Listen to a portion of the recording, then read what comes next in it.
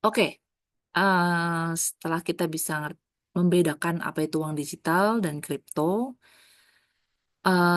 itu sangat berbeda ya. Kripto itu sendiri kan mata uang yang didefinisikan ya. Dan Kemenku bilang kalau kripto ini aset digital yang memang dirancang bekerja untuk pertukaran dan dia memanfaatkan namanya kriptografi.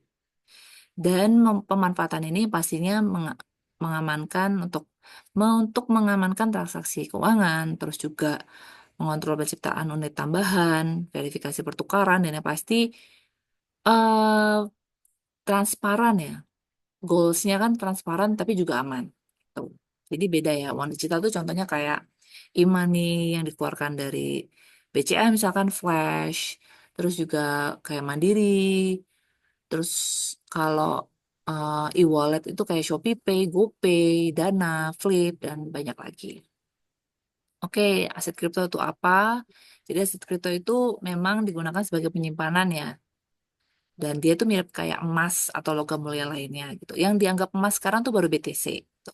Dan kripto itu sendiri tuh pakai algoritma yang kompleks ya supaya nanti bisa diatur aset ini bisa diatur untuk cara kita bertukar apa namanya cara kita bertransaksi ya. Pastinya beda dengan kita transaksi di tradisional sekarang ini gitu. Dan kita juga harus paham apa sih itu blockchain ya. Itu semua datanya sudah aku share PPT-nya di grup WhatsApp Wizard bisa kalian baca-baca. Kalau kalian yang belum paham apa itu blockchain, intinya adalah distributed ledger ya dia. Distributed ledger teknologi. Dan si blockchain ini sendiri memang kalau kita bayangin kenapa dia bisa ada, oke contohnya kayak misalkan aku transfer uang dari bank BPR ya, terus transfer uang ke Mas Ren, ke Mas Rey. Mas Rey uangnya, rekeningnya di Bank Mandiri. Ketika aku transfer 1 juta itu contohnya ke Bank Mandiri Halo? tempatnya Mas Rey, di mutasiku udah hilang gitu ya, uangnya udah ke debit. Tapi ternyata belum masuk, belum ada laporan masuk Belum di masuk. mutasi rekeningnya si siapa namanya Bang Rey. Bang Rey, Dan terus habis itu kita gimana nih? Kita Bang protes sama Potong. siapa nih kayak gini-gini? Sebentar ya. Nah, kita kayak gini tuh protesnya ke siapa?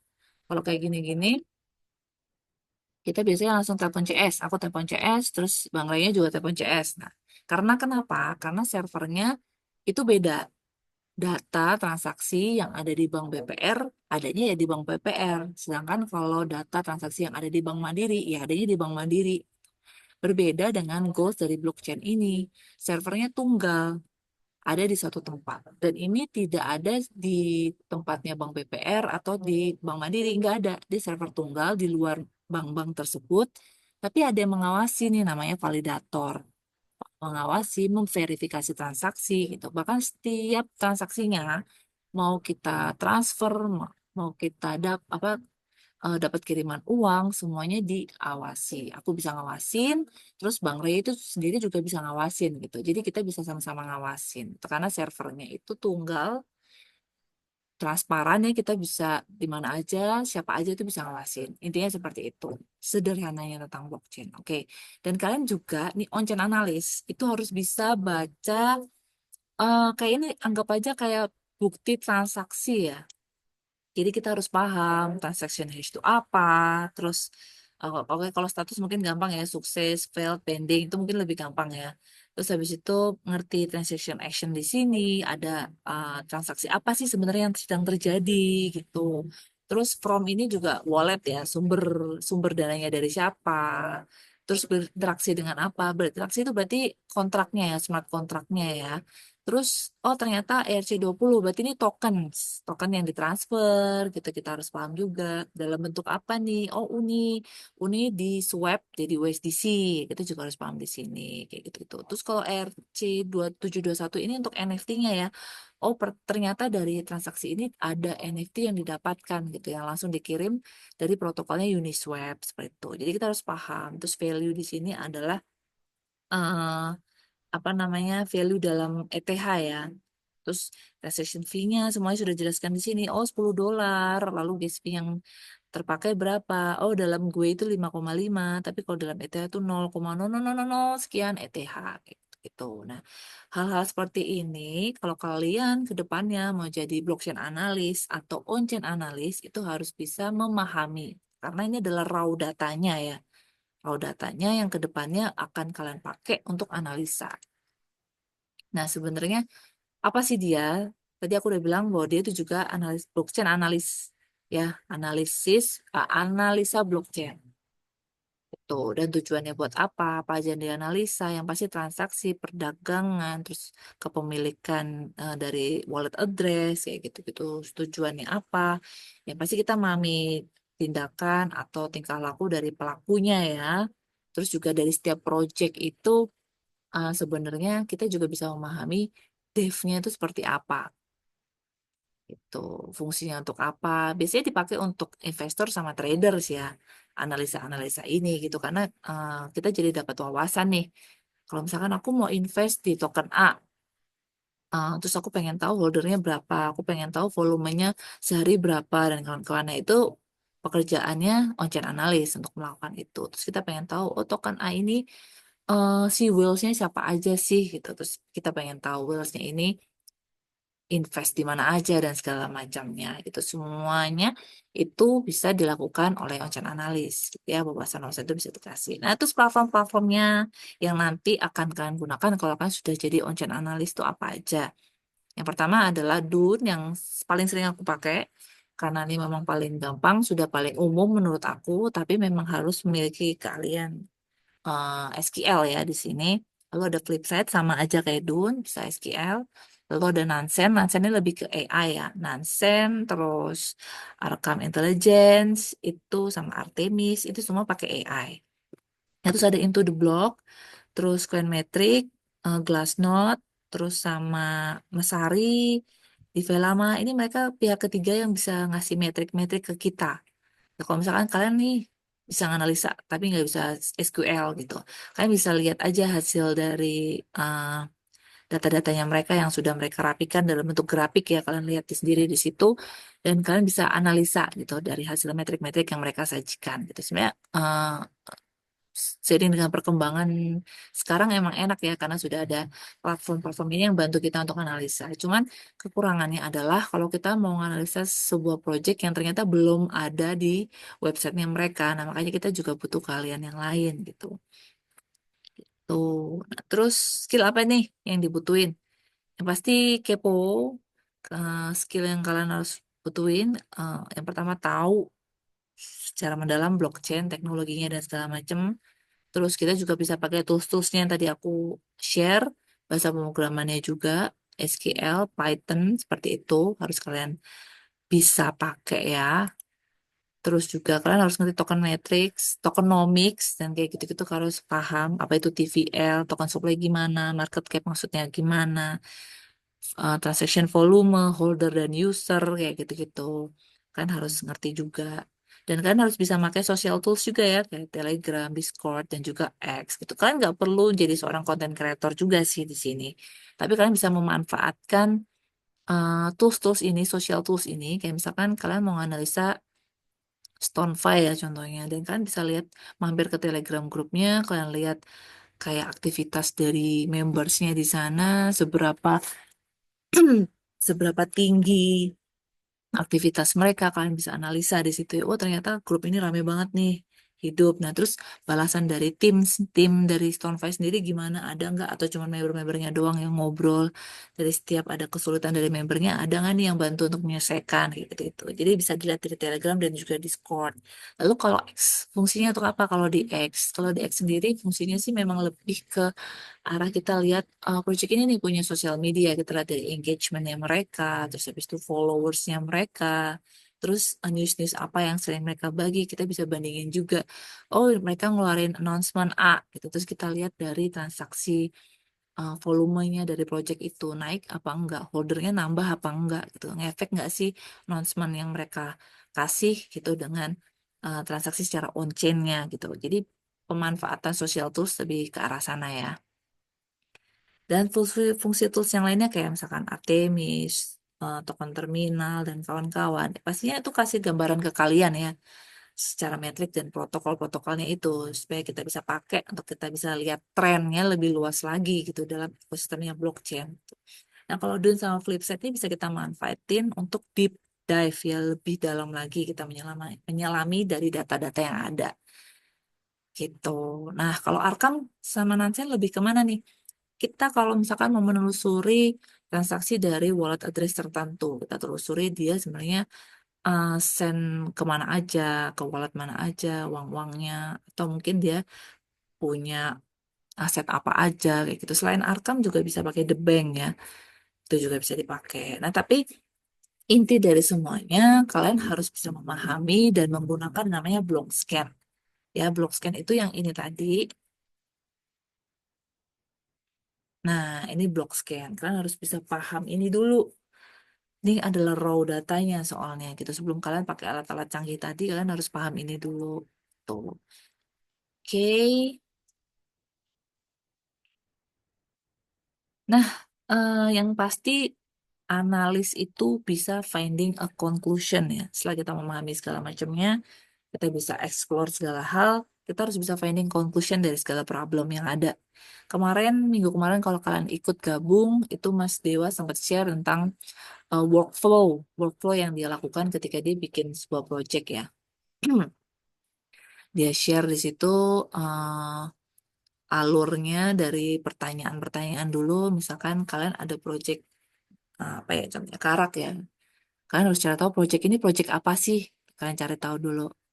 Tahu apa enggak project ini? Kalau kalian belum tahu, kalian telusuri baca dokumentasinya dan segala macam atau kalian bisa mampir ke Discord-nya, mampir ke X-nya dan kawan-kawan kalian baca semuanya sebenarnya ini project apa kayak gitu. Nah, terus sudah ada yang analisa apa belum nih? Contohnya gitu ya workflow-nya. Oh, ternyata belum ada yang analisa gitu. Terus habis itu apa nih yang perlu kita cari tahu? Ah, gitu workflow-nya itu nanti tujuannya biar kita tahu apa aja yang harus kita cari tahu. Terus habis itu apa aja yang kita butuhkan ya, tools-tools apa aja yang kita butuhkan. Dan setelah itu, setelah kita buat query-nya, entah setelah kita buat query-nya, kita harus melakukan tes juga ya. Kemarin juga sudah disampaikan sama Mas Dewa. Kita melakukan tesnya lagi. Terus kira-kira ini sudah tepat apa belum? Lalu pemilihan untuk visualisasinya gitu. Entah benar nggak ini pakainya bar chart, benar nggak ini pakainya line chart, kayak gitu-gitu. Pie chart dan kawan-kawan. Nanti kita bakal belajar ya tentang data visualization gitu. Itu. Jadi kalian harus ngerti kesimpulannya apa sih dari aku menganalisa proyek ini gitu. Apa sih yang aku dapat, insight apa aja sih. Karena ke depannya kan juga kalian harus ngasih, kalau kalian kerja di dunia ini, di karir, berkarir sebagai rencana analis ini, kan ada yang namanya stakeholder. Dan kan kalau kalian harus tahu stakeholdernya siapa. Member dari proyek itu kah? Atau kalian bekerja untuk foundernya kah? Co-foundernya siapa? Yang pasti memang rencana analis itu bakalan sering berinteraksi dengan si levelnya ya, co-founder, CEO, CTO dan segala macamnya gitu. Itu makanya kelebihannya untuk bisa bekerja di bidang ini. Oke, ini ada sebuah kata-kata nih dari Nirmal Krishnan, dia Head of Engineering-nya di Artemis. I like to think about ocean analysis in terms of the scientific method. You start with hypothesis, ya kita mulai dengan hipotesis dulu, and test the heck out of it using data. Jadi setelah kita mulai dengan hipotesis-hipotesis, kita juga harus tes dengan data-data itu, gitu. Pakai data-data yang kita punya, gitu ya. Walaupun kita udah ngolah datanya dari raw data, kita harus tes lagi. Bener nggak nih, dapat nggak nih apa yang mau kita cari tahu, seperti itu. Oke, ini ada tips-tips yang bisa aku bagi, ya. Yang paling penting ketika kalian sudah belajar soal on-chain, kalian sudah ngerti nih bahwa oh aku harus belajar ini bla bla bla, skill-skill apa aja yang bla bla bla gitu, kalian harus apa langkah pertama? Portofolio. Enaknya di Web3 ini kalian datanya semua real time, bisa kalian dapatkan secara real time gitu. Karena kalau misalkan masih di Web2 nih ya, itu data-datanya masih dummy gitu. Karena kan datanya masih centralized ya, masih data-data internal perusahaan yang nggak mungkin dibagikan secara real time juga ke kita yang misalkan aku mau kerja di perusahaan A nih, aku mau menganalisa perusahaan A deh sebagai portofolio, tapi kan aku nggak bisa dapat datanya secara real time. yang bisa aku pakai datanya dummy gitu, data dari 3 tahun yang lalu dari perusahaan itu tuh biasanya di share sih kayak gitu-gitu. Nah bedanya kalau di Web3 ini kalian karena datanya terbuka, karena blockchain itu goalsnya adalah borderless, dia transparan tapi tetap aman, kalian bisa ngolah datanya secara real time. Ya kan, kalian bisa dapat insight yang benar-benar real time kayak gitu-gitu. Dan portofolio ini bisa kalian buat itu pakai salah satunya Dune tadi atau di Flipside ya. Kan bisa ambil datanya dari database mereka, kalian olah, lalu kalian buat dashboardnya dan bisa kalian share, bisa kalian pamerin di Instagram kalian misalkan atau di Twitter atau mungkin di komunitasnya. Misalkan kamu lagi analisa, contohnya Karak tadi, bisa kalian pamerin di Karak atau kalian lagi buat analisa di apa namanya base gitu ya, kalian bisa pamerin di base kayak gitu-gitu contohnya. Lalu kalau misalkan memanfaatkan Glassnode Studio atau apa namanya Glassnode atau Into the Block bisa nggak Mbak? Ya bisa-bisa aja, cuman sudah banyak juga sih yang melakukan kayak gitu. Jadi dia cuman purely menganalisa dari eh, data yang sudah dirapikan atau disiapkan dari misalkan Into the Block tadi ya contohnya atau Glassnode. Cuman kekurangannya adalah kalian cuma menganalisa apa yang sudah mereka siapkan, gitu. Tapi tidak ada hasil dari olahan data kalian sendiri. Gitu. Itu aja sih perbedaannya antara kalian ngolah data sendiri sama kalian ngambil dari hasil olahan orang. Kalian cuma menganalisa doang, dan sedangkan yang satunya kalian benar-benar mulai dari nol sampai ke hasil dashboardnya itu beda gitu ya goalsnya. Hasil dari portofolionya pasti bakalan beda. Hmm. Terus pamer di LinkedIn. Oke, ini yang aku lakukan dulu di awal-awal aku mencari pekerjaan aku di Web3 ini setelah switch karir. Aku pamerin setiap pekerjaan atau portofolio aku di LinkedIn gitu. Terus habis itu aku juga berkoneksi dengan orang-orang yang memang concern di Web3 kayak gitu-gitu. Terus juga mencari apa ya mereka yang memang sudah nyemplung di Web3 industri gitu, connecting sama mereka, terus lihat konten-kontennya mereka seperti apa gitu itu. Dan yang pasti memang works antara works nggak works ya karena LinkedIn ini lebih banyak dikuasai oleh orang-orang Web2, tapi sekarang aku amatin sudah mulai banyak orang Web3 yang sering share konten mereka di LinkedIn. Tuh. Lalu tulis artikel di Medium, contohnya buat kalian yang suka nulis, ya, terus kalian merasa bahwa oke, aku suka analisa, belum bisa nge nih, tapi aku suka analisa dan aku suka nulis. Nah, itu bisa kalian mulai dulu dari situ sebagai portofolio kalian juga, gitu ya. Kalian nulis dulu, kayak misalkan kayak Mbak Rene ya, yang pernah share dia suka banget nulis gitu. Nah, contohnya kayak Mbak Rene ini. Ada project ini nih, terus kalian bisa share lewat tulisan-tulisan kalian di Twitter contohnya. Nanti justru akan dapat uang juga di situ. Nah, itu kan salah satu pekerjaan juga ya, yang bisa kalian pamerin juga gitu. Ini aku pernah nih nulis buat project A, sekalian pamerin dan segala macamnya, contohnya gitu. Dan kalian juga bisa belajar menganalisa di sana ya. Misalkan di project ini kalian menganalisa, terus kalian tulis hasil analisa kalian. Nah, kalau misalkan kalian belum ahli query, kalian bisa ambil dulu dari tadi into the block tadi contohnya kayak gitu-gitu. Dan sekarang masukin analisa atau insight-insight kalian, kalian tulis, kalian belajar dulu dari situ biar kebiasaan analitik skillnya itu naik dulu levelnya, gitu ya. Sambil pelan-pelan belajar untuk bisa nulis query sendiri, atau bisa pakai Python, atau bisa pakai R, kayak gitu-gitu. Nah, ini yang mau aku bagi work as on-chain analyst. Nah, ini berdasarkan pengalamanku aja ya. Jadi di Web3 ini itu keuntungan utama yang selalu aku kejar adalah remote ya, remote. Jadi kamu bisa kerja dari mana aja, bukan cuman WFH tapi WFHA, work from anywhere gitu. Kalian bisa kerja dari rumah, kalian bisa kerja dari kafe, kalian bisa kerja bahkan misalkan kalian lagi uh, apa ya, lagi healing-healing yang selama internetnya ada ya, lagi healing-healing gitu kalian kerja, gitu-gitu juga bisa. Itu keuntungan utama yang aku kejar sebenarnya dari itu yang membuat aku memutuskan untuk yang namanya switch karir ke Web3 itu adalah karena remote-nya itu. Lalu pilihannya juga ada full time dan ada freelance ya. Jadi kalau freelance ini kalian bisa kerja sama misalkan CT. Ada CT yang terkenal, dia kasih tawaran gitu di Twitternya. Aku mencari on-chain analis yang bisa pakai Dune sama Flipside misalkan. Terus kalian langsung apply, kalian DM dia, terus apply memperkenalkan diri, kalian apply, kalian pamerin portfolio kalian dan segala macam. Saya kerja sama mereka. Dan kadang CT-CT itu nawarinnya bentuknya freelance ya, dia nggak yang full time. Karena kan ada beberapa orang yang, kayak aku contohnya YouTuber, CT gitu kan mereka tidak punya perusahaan ya. Jadi makanya nawarin masih bentuknya freelance mau nggak nih? Nah, freelance itu seperti apa sih gambarannya di Web3? Pengalamanku, freelance itu bayarannya per jam, ya. Jadi ini berdasarkan deal-dealan sih per jam. Kalian merasa cukupnya per jam kalian itu dihargai berapa dolar? Dan pasti dalam dolar ya. Dan nanti kalau misalkan contohnya, ah, aku per jam biasanya di angka 20 dolar gitu. Terus kalau mereka merasa, kalau 18 dolar gimana gitu. Terus kalau kalian, oke lah nggak apa-apa lah. Terus juga aku tinggalnya di Indonesia, apalagi aku tinggalnya di Jogja gitu. Oke, gaspol gitu.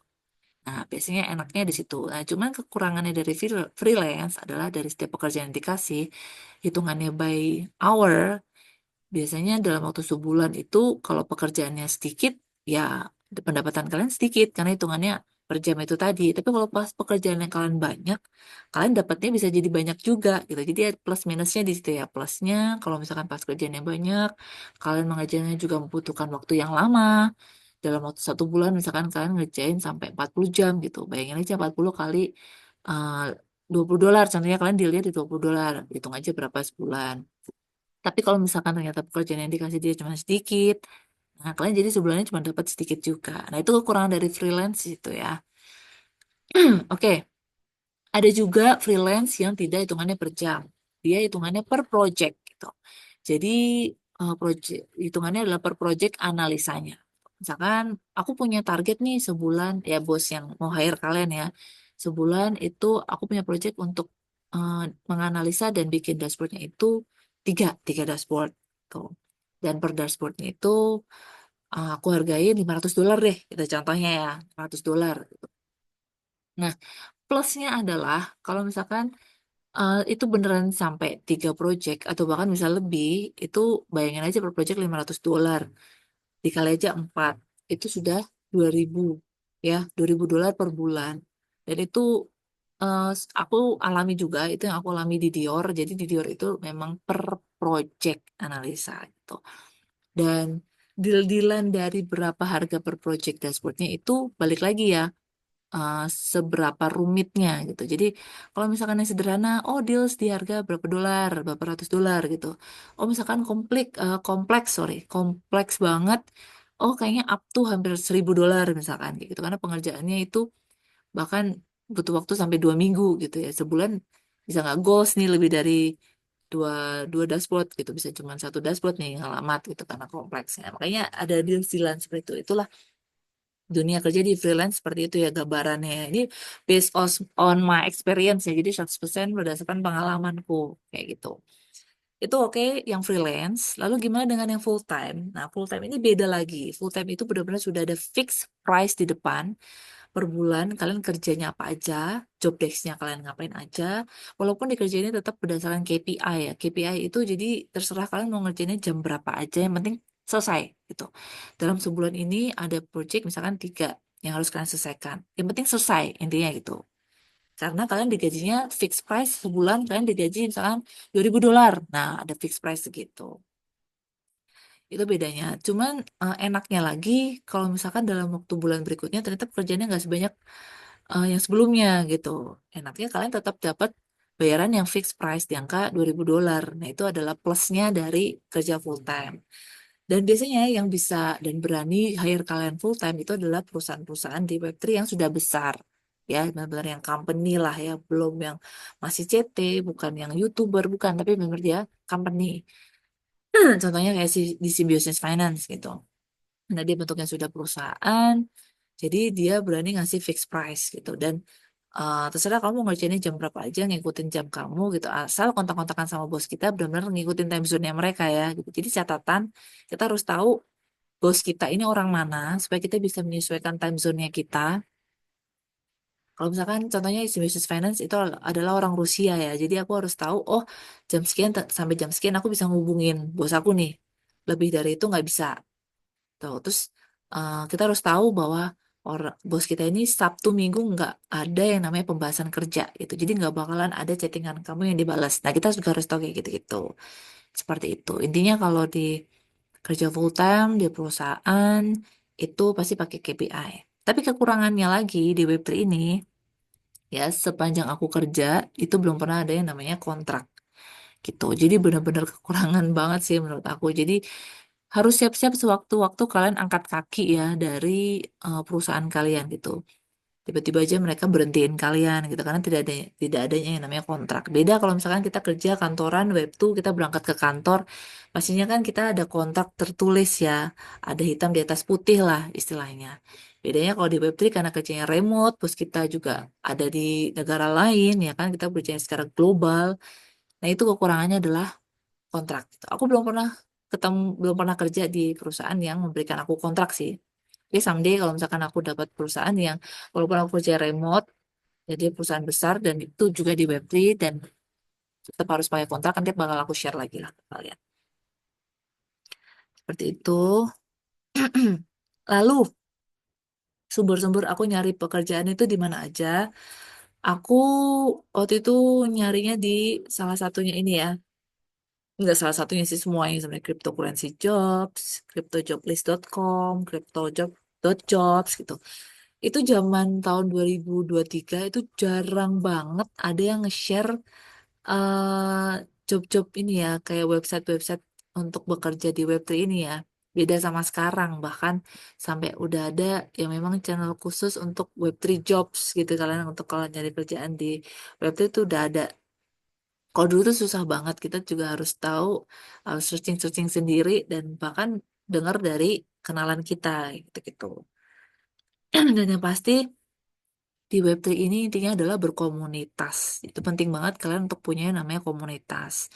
Bisa aja kalian dapat pekerjaan itu dapat karena orang dalam. Itu bisa banget gitu. Misalkan kalian berkomunitasnya oke, kalian bangun relasinya juga oke gitu. Terus kalian bisa bangun relasi yang baik juga dengan tim. Tiba-tiba aja kalian dikontak sama tim karena kalian sudah oke dalam berkomunitas di situ di project itu. Akhirnya kalian di hire. Nah, makanya itu ya berkomunitas dan berkontribusi juga dan setiap project itu kemungkinan-kemungkinan itu akan membuat kalian dapat pekerjaan di bidang ini ya. Itu berdasarkan pengalamanku seperti itu. Nah, ini tadi kontributor. Jadi yang aku dapat pekerjaan karena kontribusi itu salah satunya adalah Symbiosis Finance yang benar-benar 100% goals. Awalnya dari kontributor, akhirnya goals benar-benar terima kerja sama mereka, terus di hire dan segala macam ada fixed price juga ya per bulan aku dapat sekian kayak gitu-gitu. Sempat juga double job, jadi selain jadi owner analis aku juga ngurusin komunitasnya yang simbiosis di Indonesia gitu. Tapi kan aku tidak ahli ya di situ. Jadi ya grupnya juga kurang rame jatuhnya, tapi tetap di hire sih karena sudah ada deal-dealan di awal. Terus kontributor juga di project-project ya kan, bangun relasi yang baik juga dan kemungkinan juga bisa dapat airdrop. Contohnya kayak di Eigen, kayak Crypto Koryo itu bikin analisa mau kontribusi kontribusi analisa data untuk Eigen akhirnya dapat airdrop. Terus kayak uh, Hitesh ya, bos aku yang di Dior Crypto itu dia juga kontribusi untuk edukasi di Egen. Dia selalu edukasi soal Egen dan akhirnya dia dapat airdrop juga dari Egen. Nah, makanya jadi kontributor itu juga menjadi cara kita menjadi airdropper dengan pakai skill kita ya, pakai keahlian kita. Tuh contohnya. Jadi nggak cuma melulu kita parkir misalkan, atau kita retro, atau kita badut. Nggak, ada cara lain untuk bisa kita jadi airdropper. Contohnya adalah kontribusi di projectnya. Contohnya seperti itu. Oke? Balik lagi ke kalian, pekerjaan ini menarik apa enggak? Ya, berdasarkan dari apa yang udah aku share tadi, ini menarik atau enggak? Kalian tertarik atau enggak? Mau belajar atau nambah ilmu sebagai ojek analis atau enggak? Silakan, balik lagi ke kalian. Yang pasti komunitas ini akan selalu setiap hari Kamis malamnya akan selalu berbagi informasi tentang ojek analis itu sendiri. Memang yang aku bagi itu masih hal-hal yang basic ya, masih dasar banget, masih fundamentalnya banget itu. Tapi kalau misalkan kalian mau lebih naik lagi, upskill lagi, itu yang seperti sudah aku share juga di komunitas, di grup maksudnya. kalian bisa daftar full stack-nya atau full course-nya. Kayak gitu. Oke. Kayaknya ini ada beberapa chat. Aku mau baca dulu ya. Eh, banyak amba yang ketemu jalur penulis komputer typewriter, amba yang dibayar bukan amba. Yes, bener banget. Banyak banget yang awal mulanya dia itu suka nulis ya, suka nulis, terus saking suka nulis dia, wah proyek ini menarik nih, aku tulis terus aku share gitu. Istilahnya copywriter ya. Ke sama timnya dan akhirnya diangkat sebagai ambasador kayak gitu. Banyak banget memang benar. Bukan ambai cek-cek benar. Ya, Mas Dewa silakan sudah menjadi ambasador di HAU. Bisa jadi ambasador lain-lainnya, tapi di HAU ini belum berbayar ya, masih pro bono. Oke, Kak mau tanya, kalau di Web3 itu bikin dashboardnya nggak pakai Tableau atau Power BI ya, pakai Dun, Flipside gitu. Baru tahu ada tools Dun buat bikin dashboard. Yes, bener banget, bener-bener banget.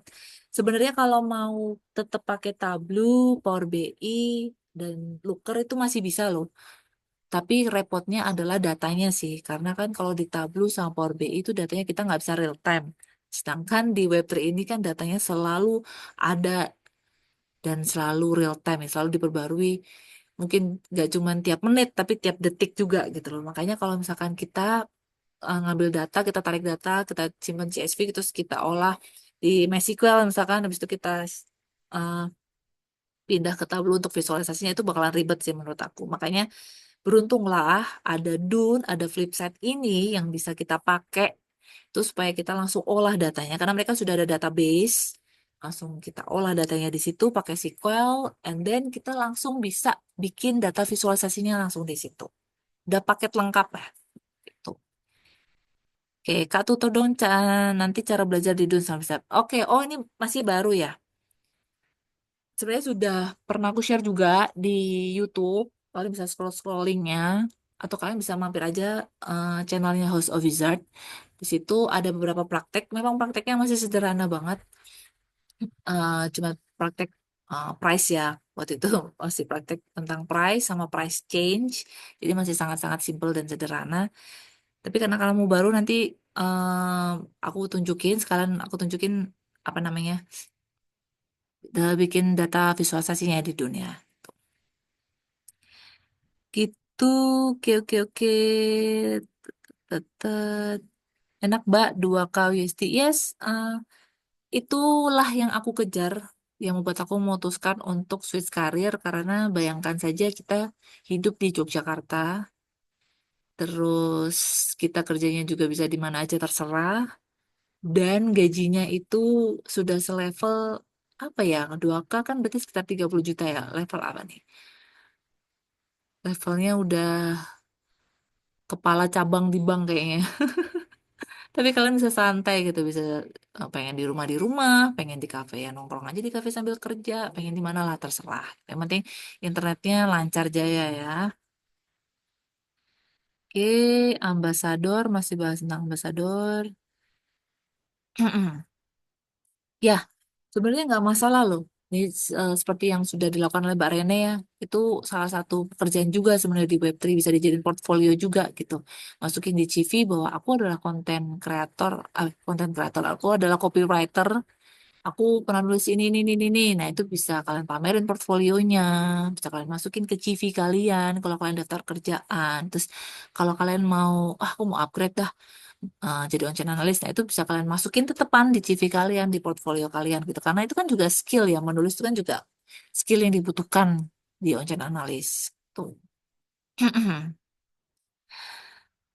Dulu jalur orang dalam. Ya, ini nggak tahu kenapa ya, jalur orang dalam tuh paling efektif sih dibandingkan jalur kita benar-benar kerja tanpa orang dalam. Tapi beruntungnya aku, pekerjaan-pekerjaan aku seperti di Symbiosis Finance, seperti sama YouTuber, seperti di Dior Crypto ini, itu tidak ada bantuan dari orang dalam sama sekali. Jadi pure 100% aku yang berusaha sendiri, kayak yang kalau yang YouTuber itu karena awal mulanya dia lihat dari dashboardku ya, dia langsung kontak aku. Terus kalau Symbiosis Finance juga karena aku kontribusi dulu, dia langsung kontak aku juga. Lalu kalau karena kalau di Dior Crypto itu juga karena tiba-tiba aja aku chatting ya. Ketika dibuka aku langsung chatting dengan percaya diri bahwa I am a data wizard that you want gitu. Dengan percaya dirinya aku bilang kayak gitu dan langsung keterima. Nggak perlu pakai apa wawancara dan segala macamnya, langsung keterima saat itu juga. Jadi tidak ada bantuan orang dalam gitu. Kecuali yang on-chain analis edukator di Belajar DeFi itu 100% orang dalam. Itu 100% karena aku mengenal secara personal dari Yan Zero, sudah kenal beliau lebih dulu, sudah sering ketemu, kumpul-kumpul bareng, makanya terus dapat deh kerjaan itu. Itu 100% yang real orang dalam adalah yang itu, ya. Itu ya udah masuk manajer besar di Indonesia. Iya, benar-benar banget. Benar banget ya. Makanya ini adalah itu sebenarnya jujur aja level 2000K itu masih level yang uh, anak baru ya, newbie ya, masih levelnya junior sebenarnya. Tapi kalau misalkan kalian bisa masuk perusahaan yang lebih besar, terus juga contohnya AAV deh, contoh ya nih.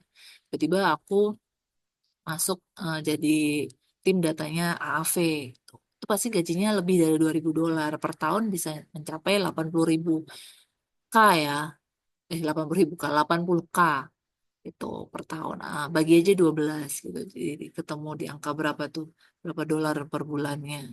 Jadi gajinya ini benar-benar yang menggiurkan di awal. Tapi yang pasti kalian harus ingat bahwa gaji-gaji itu mengikuti dari skills yang kalian punya gitu. Jadi kalian harus menawarkan value-nya kalian dulu, harus meningkatkan value-nya kalian dulu, baru gaji itu akan mengikuti kalian gitu. Tapi kalau kalian merasa bahwa aku udah bisa, kok gajiku segini, kalian protes aja gitu. Kalau misalkan gajiku kok cuma 1.000, katanya balik dia 2.000, kayak gitu protes gitu. Ya kalian harusnya ningkatin skill kalian sebelum protes gitu, karena berapapun gaji kalian, pengalaman itu juga sangat berharga.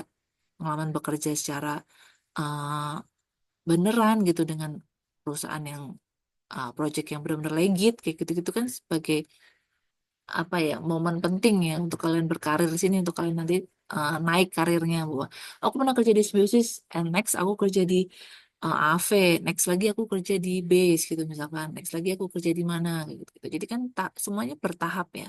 Dan selalu ingat bahwa comfort kill progress gitu. Makanya never stop learning, karena di dunia Web3 ini terus berkembang. Jadi kalau kalian merasa bahwa kalian udah suhu, padahal sebenarnya kalian belum suhu, ilmu-ilmu terus naik, kalian aku udah katam lah, gampang lah, ngapain belajar lagi mbak gitu. Ternyata kalian belum suhu-suhu banget gitu.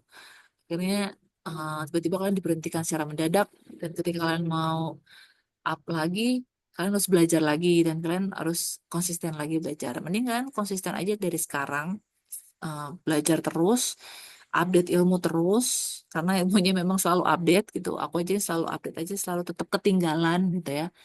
Intinya adalah selalu berkembang, comfort kill progress. Ingat-ingat ya. Karena skills gonna pay the bill. Jadi skill kalian yang bakal bayar tagihan-tagihan kalian. Oke, terus kalau udah 3 tahun experience, yes. Nah, ini juga tergantung experience, bener banget. Pernah nggak sih baca di lowongan pekerjaan bahwa dicari experience-nya 3 plus, 5 plus, kayak gitu. Jadi bener-bener, wah aku masih newbie nih, gimana mau ke 3 plus, 5 plus, nggak usah berkecil hati. Kalau misalkan kalian nggak bisa dapetin yang namanya intern, kalian bisa mulai dulu dari freelance. Terus dari freelance kalian bisa ke junior. Nah dari junior itu gajinya juga cukup tinggi. Jadi gimana caranya aku bisa ke junior, Mbak? Yang pastinya kalian eh, bisa berusaha dengan kontribusi. Ada pekerjaan freelance, hajar aja gitu kan. Sebagai pengalaman, karena setiap pengalaman itu penting. Terus gajinya berapapun kalian hajar aja dulu demi pengalaman gitu. Asal nggak terus pekerjaannya yang ngeri ya. Misalkan kalian digaji cuma $100, tapi pekerjaan ini mengerikan, bikin kalian burn out gitu. Nah, itu kalian lepas aja yang kayak gitu-gitu. Tapi kalau misalkan kalian bayarannya masih worth it, kayak $600, tapi kalian karena ini pekerjaan atau pengalaman kalian yang pertama, udahlah nggak apa-apa lah. Nah, kalian bisa juga ngadepinnya, hajar aja gitu. Karena dari pengalaman-pengalaman itu, kalian naik level, naik level, naik level, sampai kalian tanpa sadar sudah di titik, aku tim lead data nih di base misalkan. Wah, ini gokil nih ya. Pasti gajinya udah luar biasa gitu. Makanya nikmati setiap prosesnya, nikmati setiap progresnya, dan ingat selalu belajar ya. Jangan pernah berhenti belajar, jangan pernah menyerah, selalu konsisten namanya belajar. Kerja di bawah PC lebih besar lagi. Betul, kerja di bawah PC benar-benar lebih besar lagi. Oke, ini aku spill sedikit ya. Kalau misalkan kalian ikut full course, jadi aku sudah ngelobi, cailah ngelobi. Ngelobi orang yang memang dia adalah visi analis. Jadi dia adalah seorang analis yang selalu bekerja di bawah VC, yang dia mau berbagi experience-nya. Tuh, mau berbagi pengalaman pekerjaannya. Tapi in English ya, karena dia bukan orang Indonesia. Jadi sudah oke, katanya mau berbagi, sudah ada sinyal oke. Jadi kalau kalian ikut full course-nya, bakalan dapat tips dan triknya selama dia bekerja sebagai visi analis ya. Itu. Jadi yang pasti bekerja di bawah VC itu pasti bakalan gokil banget sih gajinya ya, tidak usah kita pungkiri lagi. Ya, skill yang paling penting karena persaingannya global. Ya, betul sekali. Perlu kita sadari bahwa ini semua persaingannya adalah secara global. Ya, nggak cuma bersaing sama regional Jogja atau eh, satu negara Indonesia, tapi global. Saingan kalian bisa orang India terutama, Vietnam yang juga selalu berkembang, bahkan banyak sekali proyek-proyek yang lahir dari negara Vietnam ya. Terus Cina nih yang sudah ada sekolahnya, sudah ada sekolah khusus blockchain untuk warga-warganya orang-orang Cina.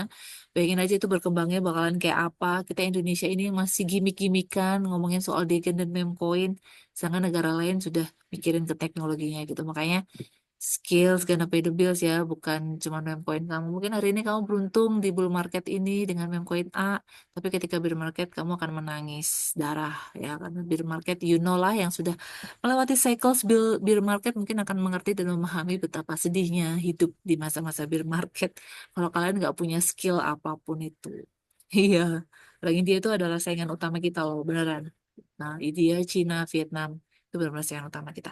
Oke, karena sudah menunjukkan waktu 7.26, aku sudah pertanyaannya cukup sampai situ ya. Aku bakalan lanjut ke yang sesi berikutnya. Aku stop dulu untuk recordingnya untuk yang tahap pertama ini.